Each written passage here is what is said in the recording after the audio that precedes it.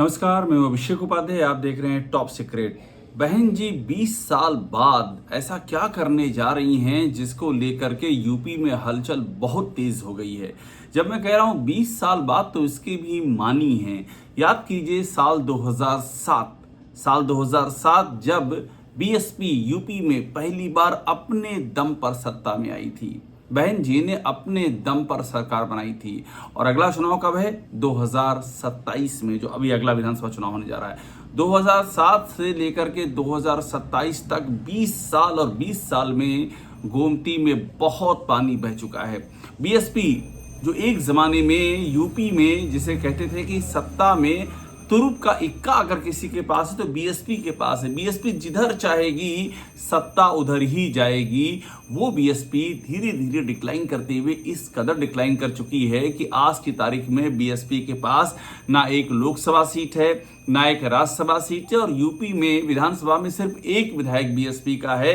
पिछली बार जो अभी लोकसभा के चुनाव हुए हैं उसमें जो आंकड़े आते हैं बड़े हैरान करने वाले हैं। बीएसपी ने करीब 485 सीटें लड़ी पूरे देश भर में, और जो वोट मिले वो 1 से 2% के बीच मिले पूरे देश में, सिर्फ 1 से 2% के बीच।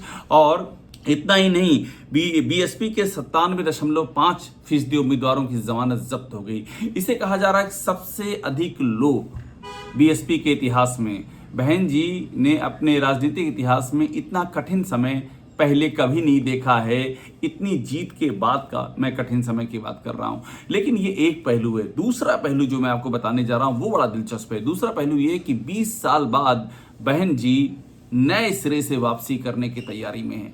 और देखिए, बहन जी के बारे में कहा जाता है कि वो करिश्मेटिक हैं, चमत्कारिक हैं। चमत्कारिक का मतलब ये है कि जब आप उन्हें खारिज कर चुके हों उस वक्त वो इतने धूम धड़ाके से वापसी कर सकती हैं जिसका कोई दूर दूर तक अंदाजा भी नहीं लगा सकता है। ऐसा क्यों है? ऐसा इसलिए क्योंकि बहन जी की एक फेस वैल्यू है। बहन जी के नाम पर आज भी थोक के भाव वोट उमड़ सकते हैं, ये ताकत उनके अंदर है। आज भी उनके नाम पर दलित वोट जो है एक मुश्त पड़ सकते हैं, और आज भी उनके नाम पर मुसलमान एक मुश्त साथ आ सकते हैं, बशर्ते उनको ये यकीन हो जाए कि बहन जी वो फोर्सेज हैं जो कि बीजेपी को हरा सकती हैं, जो कि बीजेपी को नेस्तनाबूद कर सकती हैं। एक बार उनके जहन में ये बात बैठनी भर चाहिए।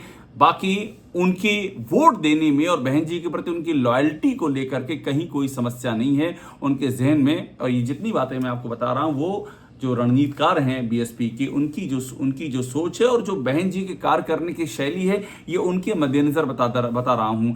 आज भी ये क्लियर है कि अगर बहन जी ने वो मैसेज दे दिया कि वो सीरियस प्लेयर हैं और वो 2027 में बीजेपी को हटाने के लिए जी जान से लगी हुई, अगर ये मैसेज फ्लोट कर गया तो आप समझ लीजिए यूपी का राजनीतिक समीकरण बदल जाएगा। अब देखिए क्या क्या ऐसा बहन जी कर रही हैं जिसको लेकर के ये कहा जा रहा है कि इस बार 20 साल बाद बहन जी उसी तेवर में लौट रही हैं जो तेवर साल 2007 में था। सबसे बड़ी बात यह है कि चौपाल, इस समय चौपाल पे जोर दिया जा रहा है बीएसपी में, और ये चौपाल गांव गांव लगाने की बात चल रही है।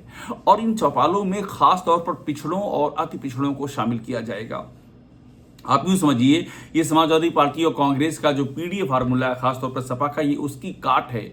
जो अति पिछड़े और पिछड़े हैं उनको वहां पर जोड़ा जाएगा। ये बात हो रही है गांव लेवल पर, ये बात हो रही है बूथ लेवल पर। इन चौपालों के साथ ही हर जिले में 100 से 150 जो पिछड़े और अति पिछड़े समाज के लोग हैं उनको खास तौर पर सक्रिय किया जाएगा कि वो अपने समाज के और लोगों को जोड़ें, एक चेन रिएक्शन जैसा हो, जो तैयारी है। इसमें एक भाईचारा कमेटी का भी बड़ा अहम रोल है। भाईचारा कमेटी सारी बहाल कर दी गई है। भाईचारा कमेटी को एक्टिवेट किया जा रहा है। सेक्टर और बूथ लेवल की कमेटी को भी एक्टिवेट किया जा रहा है। और आकाश आनंद को जिस तरह से बहन जी ने फिर से चीफ नेशनल कोऑर्डिनेटर बना करके मेन स्ट्रीम में ला दिया है, वो भी माना जा रहा है ये भी एक तुरुप का इक्का है। आकाश आनंद नए सलीके से, नए तरह से जो टेक्नोलॉजी के जरिए जो युवाओं को जोड़ने की उनकी पुरानी योजना थी उस पर वो फुल फ्लेश्ड वे में काम करने जा रहे हैं। यानी कि बाकायदा ऐप बनाना, जो सोशल मीडिया का संगठन है बीएसपी का उसको मजबूत करना, युवाओं की एक टीम तैयार करना, social media, Facebook, Instagram, Twitter, इन सब पर जो बीएसपी का मैसेज है, कोर मैसेज है, उसको परकोलेट करने के लिए, नीचे तक ले जाने के लिए टीम तैयार करना। और बड़ी बात यह है कि बहन जी के कार्यकाल की जो उपलब्धियां हैं उनको बताया जाएगा। खास तौर पर दो। एक तो ये बहन जी के कार्यकाल में जो दलित और पिछड़े हैं उनको किस तरह से योजनाओं का लाभ मिला था, और दूसरा ये है कि कानून व्यवस्था, योगी सरकार की कानून व्यवस्था की तुलना की जाएगी बहन जी के दौर की कानून व्यवस्था की, जब एक झटके में एक गलती पर डीएम एसपी कहते हैं कि कांपने लगते थे कि कब वो सस्पेंड हो जाएंगे पता नहीं, दोबारा कब सक्रिय नौकरी में लौटेंगे पता नहीं। कमिश्नर, यहाँ तक कि जो पुलिस महकमे के जो शीर्षस्थ अधिकारी हैं, प्रशासन के जो शीर्षस्थ अधिकारी हैं, उनका भी ठिकाना नहीं था कि बहन जी कब किस गलती पर किसको उसकी जिम्मेदारी और जवाबदेही तय कर दें। ये सारी चीजें होती आ रही थी। अब मैं आपको बताता हूं कि आखिरकार इस बीच में ये गैप कैसे हुआ है। साल 2012 में बहन जी की सरकार का, यूपी में बहन जी की सरकार जाती है, समाजवादी पार्टी की सरकार आती है, और उसके बाद के आप चुनाव देखिए, साल 2014 का चुनाव देखिए, बीएसपी की जो सीटें थी वो 0 सीट रह गई।